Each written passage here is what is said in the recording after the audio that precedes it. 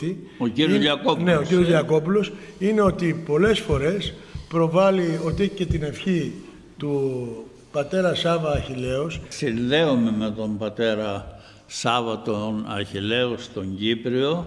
Είναι ένας άνθρωπος πίστεως, Άγιος θαυματουργός. Το έχει δώσει ο Θεός αυτό το χάρισμα. Αλλά τώρα είναι ένας γέρος άνθρωπος, δεν μπορεί να διαβάσει. Του είπα και τον πήρε επικοινώνησε με τον κύριο Λιακόπουλο και το είπε ο πατήρ Σάβας.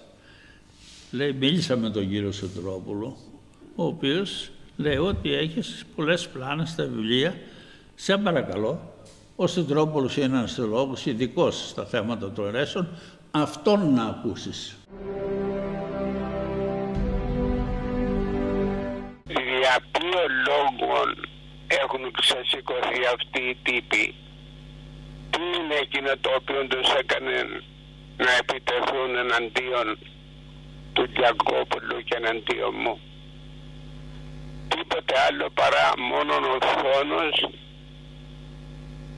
η αδικία, η καταστροφή, εκείνο το οποίο δεν μπορώ να περιγράψω, που λέγεται αν ήταν δυνατόν να μας χωνεύσουν. Πλην όμως Ιησούς Χριστός νικά.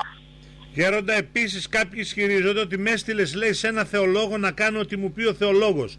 Για πες, σε παρακαλώ. Δεν είπα ένα τέτοιο πράγμα ποτέ, διότι ο κύριος Λιακόπουλος είναι το παιδί μου, το οποίο γνωρίζω, το οποίο γνώρισα, το οποίο συμπαθώ, το οποίο αγαπώ και το οποίο κάνει το θέλημα του Θεού.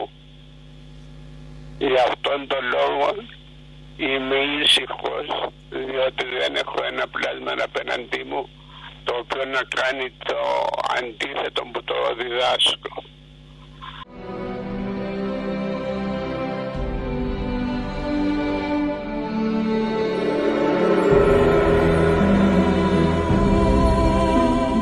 Ο κύριος Λιακόπουλος έχει μια θεωρία, πώς να τη χαρακτηρίσω, τρελή θεωρία.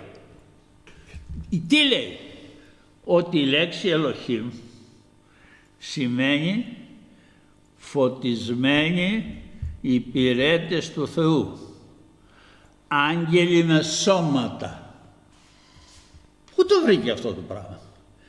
Ελοχήμ στη γραφή μεταφράζεται στα ελληνικά Θεός.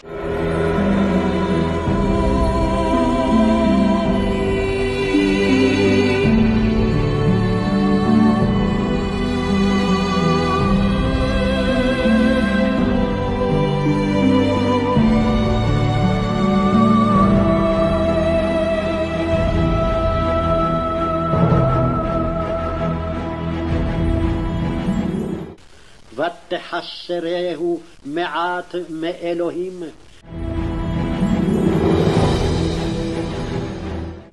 ותחסרהו מעט מאלוהים.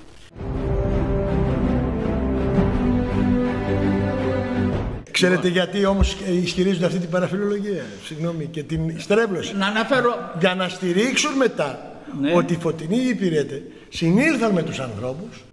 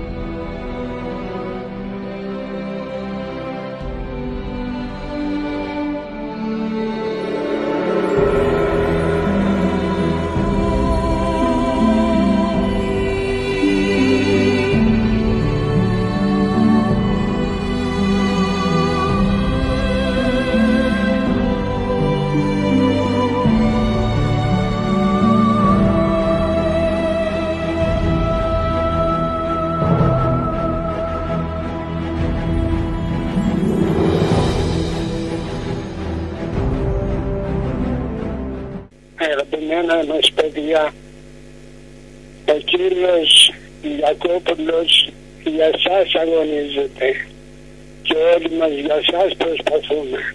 Εκείνος έγραψε βιβλία τα οποία θα σας ομολογήσω ότι τελείωσα πανεπιστήμια, όχι πανεπιστήμια, πανεπιστήμια τελείωσα, διάβασα τόσους τόμους βιβλία, τόσους τόμους βιβλία διάβασα.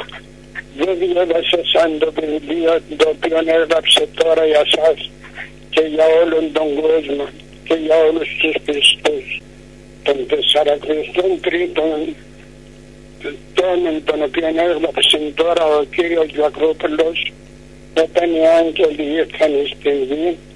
Είναι το σπουδαιότερο βιβλίο το οποίο διέβασα ολόκληρα χρόνια που καθόμουν στο τρανείο των πανεπιστημίων.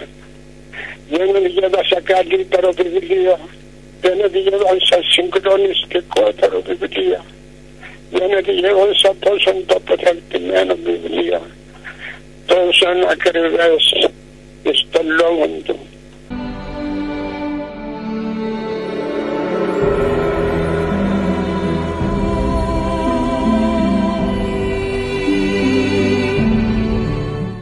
Διότι ο άνθρωπος ο οποίος ψιλοπιάνεται ότι τα γνωρίζει όλα πέφτει στην αίρεση η οποία ονομάζεται παντογνωσία. Παντογνώστης είναι μόνο ο Θεός.